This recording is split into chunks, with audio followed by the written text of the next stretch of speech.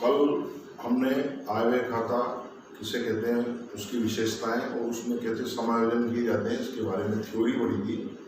आज हम प्राप्ति भुगतान खाते से आय व्यय खाता कैसे बनाते हैं या उसका सवाल कैसे करते हैं, इससे संबंधित हम पूरा आज का पीरियड पढ़ेंगे। आज जो है सवाल मैंने थोड़ा सिंपल स्टेज पे लिया है, धीरे धीरे इसकी स्टेज बनाएंगे, फिर उसके साथ बैलेंस शीट बनाना भी सीखेंगे। आज केवल प्राप्ति भुगतान खाते से आय व्यय खाता कैसे तैयार किया जाता है इसके बारे में हम चर्चा करें। मैंने एक सवाल लिखा है यहाँ पर, देखिए, चेतना क्लब के प्राप्ति भुगतान खाते से आय व्यय खाता बनाइए। ये जो सवाल रहेंगे इसमें अपने को प्राप्ति भुगतान खाता पूरा बना हुआ आएगा और नीचे समायोजन है। इसमें देखना अभी समायोजन लिखे हुए हैं, तो हमें इन समायोजनों को और इस प्राप्ति भुगतान खाते को ध्यान रखते हुए इनकम एंड एक्सपेंडिचर अकाउंट बनाना है। सबसे पहले देखो, इसमें मदे मैंने बताया था कल कि आय व्यय खाता बनाते समय केवल आयगत मदों का ही लेखा अपने को करना है। पूंजीगत मदें जो है वो इसमें नहीं लिखी जाती है। तो सबसे पहले देखो इसमें कि हमने कुछ मदें दे रखी है। सबसे पहले तो अपन इसमें से पूंजीगत मदें छाटेंगे कि कौन कौन सी मदें पूंजीगत है, उनको अपन आय व्यय खाते में नहीं लिखेंगे। सबसे पहले देखो अपन रिसिप्ट साइड चलते हैं। पहले नंबर पे लिखा हुआ है टू बैलेंस 480 रुपए। टू बैलेंस का मतलब होता है टू ओपनिंग बैलेंस। इसको भी हम इनकम एक्सपेंडिचर में नहीं लिखते। ओपनिंग बैलेंस और क्लोजिंग बैलेंस, इन दोनों को जब इनकम एक्सपेंडिचर बनाएंगे तब हम इसकी एंट्री इसमें नहीं करेंगे। तो सबसे पहले तो टू बैलेंस वाला जो है ये नहीं आएगा। इसके बाद है एनुअल सब्सक्रिप्शन यानी कि वार्षिक चंदा, ये आएगा। इसके बाद आता है लाइफ मेंबरशिप फीस, आजीवन सदस्यता शुल्क। आजीवन सदस्यता शुल्क क्या होता है कि जितने भी मेंबर रहते हैं वो एक शुल्क ऐसा देते हैं जो आजीवन रहता है, यानी कि एक बार ही उसको देना पड़ता है और जब तक वो संस्था रहती है जब तक वो शुल्क रहता है। इसलिए इस आजीवन सदस्यता शुल्क को आयगत नहीं माना जाता, इसे हमेशा क्या मानते हैं, पूंजीगत मानते हैं। तो इसलिए इसको भी अपन इसमें नहीं लिखेंगे। एंट्री फीस, प्रवेश शुल्क लिखा जाता है। सन्ड्री रिसिप्ट्स, विविध प्राप्तियां, ये भी लिखा जाएगा। टू इंटरेस्ट ऑन इन्वेस्टमेंट, विनियोग पर ब्याज, ये भी इसमें लिखा जाएगा। तो ये तो रिसिप्ट साइड की हमने मदों का अध्ययन किया कि कौन सी मदें लिखी जाएगी, कौन सी मदें नहीं लिखी जाएगी। आप यहाँ क्रॉस कर देंगे तो अपने को सवाल करने में बिल्कुल प्रॉब्लम नहीं आएगी कि इन मदों को अपने को इसमें नहीं लिखना है। अब अपन पेमेंट साइड चलते हैं। बाय जनरल एक्सपेंसेस, सामान्य व्यय, ये लिखे जाएंगे। बाय सैलरी एंड वेजेस, ये भी लिखे जाएंगे। बाय फर्नीचर, फर्नीचर जो है ये पूंजी का आइटम है, इसलिए इसको भी अपन इसमें नहीं लिखेंगे। पूंजी फर्नीचर को अपन जो है इनकम एक्सपेंडिचर में नहीं लिखेंगे। जिनको अपन नहीं लिख रहे इनको बैलेंस शीट में लिखेंगे। ऐसा नहीं कि इनको कहीं नहीं लिखते, जैसे फर्नीचर को यहाँ नहीं लिखेंगे। इसका मतलब होता है इसके साथ जब बैलेंस शीट बनाते हैं तो इसकी एंट्री बैलेंस शीट में जाएगी। रेंट एंड टैक्स, किराया और कर, इसको लिखेंगे। न्यूज़पेपर, इसको लिखेंगे। बाय बैलेंस यानी कि क्लोजिंग कैश बैलेंस है ये, तो ये भी नहीं लिखेंगे, इसको भी इसमें नहीं लिखा जाता, ये बैलेंस शीट में जाता है। तो सबसे पहले तो स्टूडेंट को ये ध्यान रखना चाहिए कि कौन सी मदें इसमें लिखते हैं और कौन सी मदें नहीं लिखते हैं। मैंने छाट ली कि ये मदें इसमें नहीं लिखेंगे, इधर से भी ये मदें इसमें नहीं लिखेंगे। यहाँ तक स्टेप पे जाए। इसके बाद अपन क्या करेंगे, समायोजनों को पढ़ा जाता है इसमें कि समायोजन कौन कौन से हैं। उन समायोजनों को भी इसकी एंट्री भी इनकम एक्सपेंडिचर में करते समय अपने को ध्यान रखना है। जैसे पहला समायोजन है वार्षिक चंदा 100 रुपए अदत्त है, यानी कि एक्रूड इनकम है ये।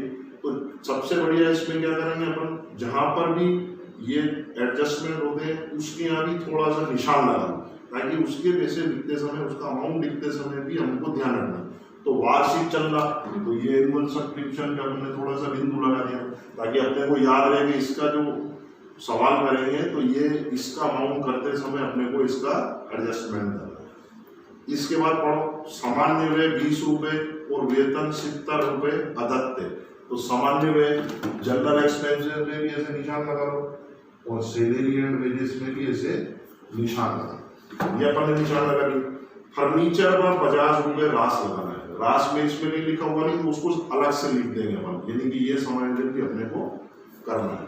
अब अपन ने सारी पूरी प्रक्रिया बना ली कि कौन कौन सी मदें नहीं लिखेंगे और कौन कौन से समायोजन इसमें कहाँ कहाँ करना है। अब यहाँ तक अपन ने इसका पूरा कैलकुलेशन कर लिया। अब इसके बाद अपन इनकम एंड एक्सपेंडिचर अकाउंट का प्रोफार्मा बनाए। प्रोफार्मा देखो इसमें एक्सपेंडिचर अमाउंट, इनकम अमाउंट, ये इसका प्रोफार्मा ऊपर नाम लिखेंगे, income and expenditure account of the Chetna club 31 दिसंबर 2019। यहाँ तक अपन ने लिख लिया। अब अपने को क्या करना है कि ये जो पेमेंट होते हैं ये एक्सपेंडिचर कहलाते हैं और ये जो रिसिप्ट्स होती है ये इसकी इनकम कहलाती है। यानी कि ये जो डेबिट साइड की मदें हैं इसकी रिसिप्ट पेमेंट की उसको क्रेडिट में लिखना है और जो क्रेडिट साइड की मदें हैं उसको अपने को डेबिट में लिखना है और ये समायोजन करना है। थोड़ा सा ध्यान रखें, जिन पे अपन ने क्रॉस लगाया उसे नहीं लिखना है और जिस पे अपने को समायोजन पे निशान लगाया वो अपने को लिखना है। केवल इतना ही काम करना है। अब अपन क्रम से चलते हैं। सबसे पहले चाहो तो अपन रिसिप्ट्स ले लो, रिसिप्ट्स वाली कहाँ जाएगी, इनकम। तो पहले नंबर पे लेते हैं अपन टू एनुअल सब्सक्रिप्शन 652। तो मैंने यहाँ लिखा देखो बाय एनुअल सब्सक्रिप्शन 652 और 100 रुपए इसके ऊपर आउटस्टैंडिंग थे तो अपन ने 100 रुपए इसमें जोड़ दिए।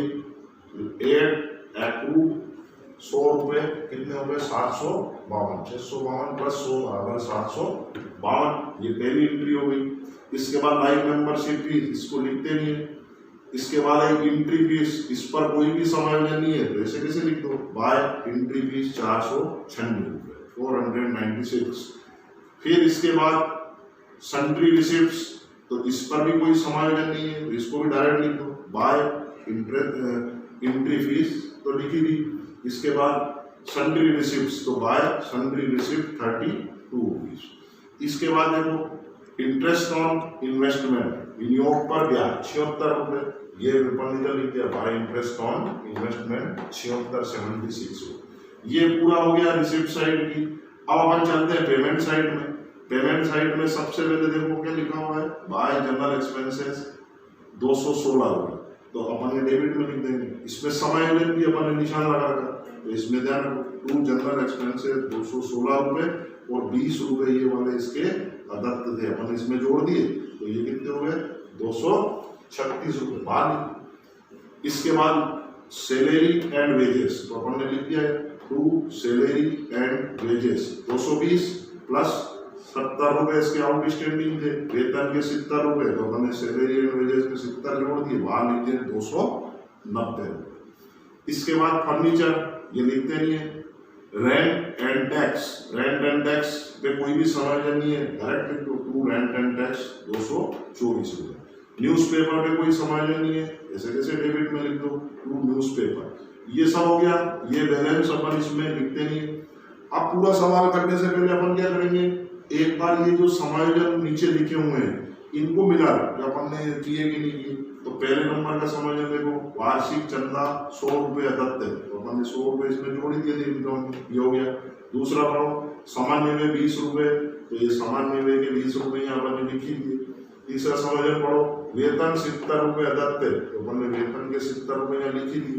अब एक समायोजन हो रहे हैं फर्नीचर पर 50 रुपए रास लगाना, डेप्रिसिएशन लगाना। डेप्रिसिएशन का कहीं अकाउंट नहीं है तो नया अकाउंट खोल देंगे टू डेप्रिसिएशन ऑन फर्नीचर।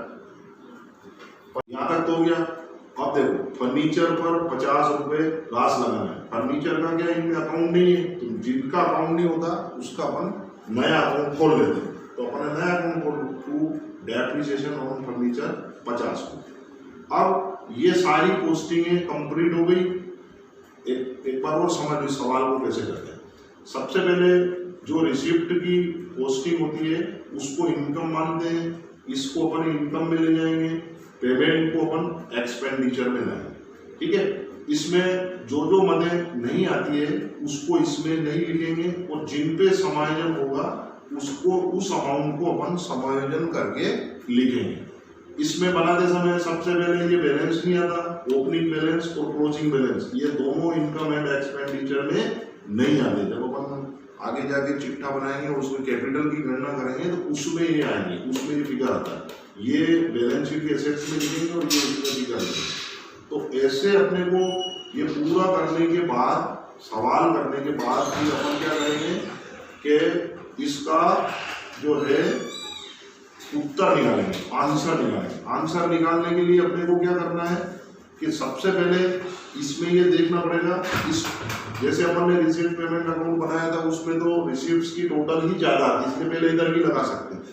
इसमें क्या होता है कि ये भी ज्यादा आ सकती है और ये भी ज्यादा आ सकती है, इसलिए ये जरूरी नहीं है कि एक्सपेंडिचर की टोटल कम आएगी या इनकम की कम आएगी। इसलिए दोनों तरफ का थोड़ा सा मोटा मोटा आंकड़ा गिन लो कि कौन सा इसमें टोटल ज्यादा है, तो इसमें ये वाली साइड जो है ज्यादा आएगी।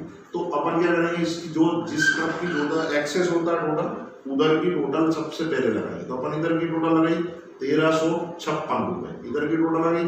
अब क्या करेंगे, अपन इधर की टोटल जो है पूरी रफ में लगाएंगे। तो अपन ने यहाँ से यहाँ तक की टोटल जितने अपन ने इसमें आइटम लिखे उनकी टोटल लगाएंगे रफ में, तो ये आती है 850 रुपये। इधर इधर के ऊपर की टोटल आएगी 850 रुपये। अब क्या करेंगे अपन, इस 1356 में से ये 850 रुपये कम कर देंगे, तो ये 906 रुपये ये इसका क्या आएगा, आंसर आएगा। तो यहाँ पर अपन इसके आंसर को लिखेंगे टू सरप्लस ऑफ इनकम। इसके आंसर का नाम क्या होता है, सरप्लस ऑफ इनकम। अब अपन इधर की टोटल लगाएंगे, इधर की टोटल आ रही 1356 रुपये, इधर की टोटल हमने लगाई रफ में, वो आ रही है 850 रुपये। अब अपन क्या करेंगे, इस 1356 में से 850 माइनस करेंगे तो कितने बचे, 506 रुपये। तो ये 506 रुपये यहाँ लिखेंगे और इसके आंसर का नाम रहेगा टू सरप्लस ऑफ इनकम। यदि इनकम ज्यादा होती है तो आंसर इधर लिखना है, उसका नाम रहेगा टू सरप्लस ऑफ इनकम। और इधर की टोटल ज्यादा रहती है तो इसका आंसर इधर लिखा जाता है, उसका आंसर रहता है बाय सरप्लस ऑफ एक्सपेंडिचर। तो इस प्रकार ये 506 रुपये हम इसका आंसर निकालेंगे और अपना ये सवाल पूरा हो जाएगा। आप सब इसको बहुत ध्यान से देखें, पूरा बहुत कोई ज्यादा कठिन नहीं है, सिंपल स्टेप ही है। केवल कौन कौन सी मदें इसमें नहीं आती उसका ध्यान रखना है। समायोजन कल अपन ने पढ़े थे, कहाँ कैसे किए जाते हैं उसका अध्ययन करना है। समायोजनों को ध्यान में रखो, कौन सी मदें नहीं आती है उसको ध्यान रखो, और रिसिप्ट्स को इनकम मान लो और पेमेंट को एक्सपेंडिचर मान लो और सारी पोस्टिंग कर लो, आंसर निकाल लो, सवाल सही हो जाएगा। तो मैं जहाँ तक समझता हूँ इस सिंपल स्टेप में आज रिसिप्ट पेमेंट से इनकम एंड एक्सपेंडिचर बनाना आप सभी को बहुत अच्छी तरह से याद हो गया होगा।